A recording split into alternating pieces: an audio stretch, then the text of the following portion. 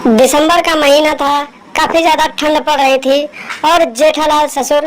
और बहू बैठकर कड़ा ताप रही थी। तभी अचानक जेठालाल नाम का जो ससुर था वो उसके पीछे से पहुंच जाता है और फिर अपने बहू को कब्जे में ले लेता है और फिर उसके साथ छेड़छाड़ करने लगता है और देखते ही देखते उसके साथ एक्शन वासर वाला प्रोग्राम शुरू कर देता है। नमस्कार दोस्तों, एसन क्राइम अफेयर चैनल में आप सभी प्यारे दोस्तों का स्वागत है। दोस्तों, एसन क्राइम अफेयर चैनल को आप सभी लोग सब्सक्राइब कीजिए, वीडियो को लाइक कीजिए और वीडियो को ढेर सारा शेयर भी कीजिए। दोस्तों, बढ़ता बुढ़ापा और चढ़ती जवानी की ये कहानी उत्तर प्रदेश के गोंडा जिले से सामने आई है, जहां पर एक जेठालाल नाम का एक व्यक्ति रहता था, जिसके बेटे की उम्र लगभग 25 साल थी और हाल ही में उसके बेटे रितेश की शादी हुई थी। रितेश की शादी जब हुई तो उसकी जो बीवी थी बेहद ही खूबसूरत थी। उसकी बीवी के चर्चे पूरे गांव में थे और जो भी उसकी बीवी को देखता था तो फिर उसके ऊपर मोहित हो जाता था। और इसी तरीके से जब जेठालाल ने अपनी बहू का चेहरा देखा तो वो भी उसे देखकर मोहित हो गया और फिर उसके दिमाग में गंदे गंदे ख्याल आने लगे। शादी को हुए लगभग 5 महीने बीत गए थे और रितेश अपनी बीवी के साथ रोज रात को एक्शन बासठ वाला प्रोग्राम चलाता था और जेठालाल खिड़की के रास्ते से अपने बहू और अपने बेटे का एक्शन बासठ वाला प्रोग्राम देखता रहता था। और जब जेठालाल ये सब कारनामा देखता था तो उसके दिमाग में भी अपने बहू के साथ एक्शन बासठ करने के बारे में सोचने लगा था। इसी तरीके से दिन बीत जाते हैं और एक दिन जेठालाल का जो बेटा होता है रितेश पैसे कमाने के लिए मुंबई चला जाता है और मुंबई चला जाता है तो लगभग 5 से 6 महीने तक नहीं आता है। तो उसकी जो जवान बीवी होती है उसकी जवानी उफान मारने लगती है और वो अंदर से पानी पानी होने लगती है और फिर वो रोज रात को अपने पति के साथ एक्शन बासठ वाली बातें करते रहते हैं। और जो जेठालाल होता है अपनी बहू की ये सारी बातें सुनता रहता है तो भी समझ जाता है कि बहू अब पानी पानी हो रही है और उसकी जवानी उसे संभाली नहीं जा रही है। एक दिन की बात है, दिसंबर का महीना चल रहा था। रात के करीब 9:30 बज रहे थे। जेठालाल की बहू घर के बाहर कड़ा लगाकर ताप रही थी। तभी अचानक जेठालाल पीछे से पहुंच जाता है और फिर अपने बहू को अपनी बाहों में भर लेता है और फिर उसके साथ अश्लील हरकतें करने लगता है। जब उसकी बहू इसका विरोध नहीं करती है तो जेठालाल उसके मंसूबों को समझ जाता है और फिर उसे उठाकर कमरे में ले जाता है और फिर उसके बदन के कपड़े हटाकर उसके साथ एक्सट बासठ करने लगता है और फिर अपनी बहू को अपने घोड़े पर बिठाकर उसके घुड़सवारी कराने लगता है। इसी तरीके से लगभग 2 घंटे तक जेठालाल अपनी बहू को अपने घोड़े पर बिठाकर घुड़सवारी कराता रहता है और फिर जब उसका घोड़ा थक जाता है तो फिर अपने घोड़े से हट जाता है और फिर वहीं पर लेट जाता है और पूरी रात में 3-4 बार अपनी बहू के साथ घुड़सवारी करता है और इसी तरीके से जो उसकी बहू थी उसकी आत्मा को तृप्त कर देता है और जेठालाल जो होता है उसके बुढ़ापे में जवानी आ जाती है और वो तंदुरुस्त होकर रोज रात को अपने बहू के साथ एक्सठ बासठ वाला प्रोग्राम चलाने लगता है। एक दिन की बात है, जेठालाल का जो बेटा होता है रितेश वो पैसे कमाकर मुंबई से घर आ जाता है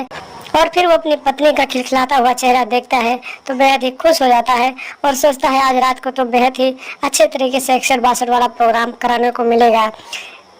इसी तरीके से रात होती है और रितेश की पत्नी जो होती है खाना बनाती है और फिर खाना अपने पति को देती है और अपने ससुर को खाना देने के बाद जब सब लोग खाना खाकर सोने चले जाते हैं तो फिर रितेश अपनी पत्नी के साथ एक्सठ बासठ वाला प्रोग्राम करता है और फिर हार थक कर सो जाता है और रात के करीब जब 12-1 बजते हैं तो फिर रितेश की पत्नी जो होती है अपने कमरे से दबे पांव उठती है और अपने ससुर जेठालाल के कमरे में पहुंच जाती है, क्योंकि जेठालाल की जो बहू थी अपने ससुर के परफॉर्मेंस से काफी खुश हो गई थी और उसका जो ससुर था जेठालाल वो उसकी आत्मा को तृप्त कर देता था तो उसे अपने पति के एक्सठ बासठ वाले प्रोग्राम में मजा नहीं आता था। तो फिर वो अपने ससुर के कमरे में पहुंच गई और फिर उसके घोड़े पर बैठकर उसके साथ घुड़सवारी करने लगी। तभी अचानक रितेश की नींद खुल गई और रितेश ने अपनी पत्नी को अपने रूम में नहीं पाया तो फिर उसे खोजने लगा और खोजते खोजते जब घर के बाहर निकला तो उसको सुनाई दिया कि उसके पिता जेठालाल के कमरे से कुछ आवाजें आ रही थी और वो आवाजें चुपके से सुनने लगा। तो फिर उसने देखा, खिड़की के रास्ते से जाकर देखा तो फिर अंदर का नजारा देखकर उसके पैरों तले जमीन खिसक गई।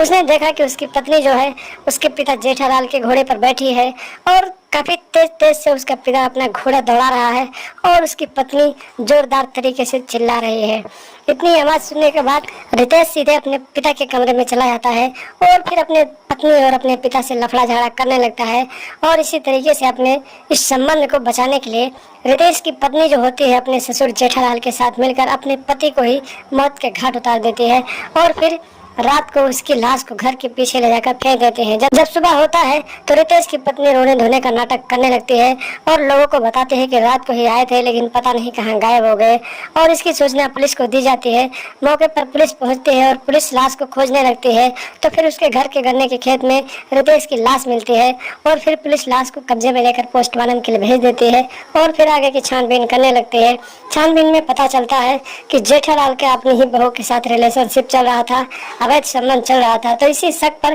पुलिस वाले उसकी बहू को हिरासत में लेते हैं और रितेश की पत्नी को हिरासत में ले जाकर थाने पहुंचा देते हैं और फिर पूछताछ करते हैं। तो रितेश की पत्नी डर के मारे पूरी कहानी पुलिस वालों को बता देती है और कहती है कि जब मेरा पति परदेश चला गया था तो मेरी जवानी उफान मारने लगी थी और मैं अपने ससुर जेठालाल के साथ 162 वाला प्रोग्राम खेलने लगी थी और उस रात को हम दोनों 162 वाला खेल खेल रहे थे। तभी अचानक मेरा पति वहां पर पहुंच गया था और उसे हमारे बारे में जानकारी हो गई थी, जिसकी वजह से हम दोनों ने मिलकर उसको मौत के घाट उतार दिया। इतनी सूचना पाने के बाद पुलिस उसके हाथों में हथकड़ी लगाती है और फिर जेठालाल को भी गिरफ्तार करती है और दोनों को आगे की कार्रवाई के लिए जेल में डाल देती है। तो दोस्तों, सावधान रहें, सतर्क रहें, अपनी नई नवेली पत्नी को छोड़कर कहीं न जाएं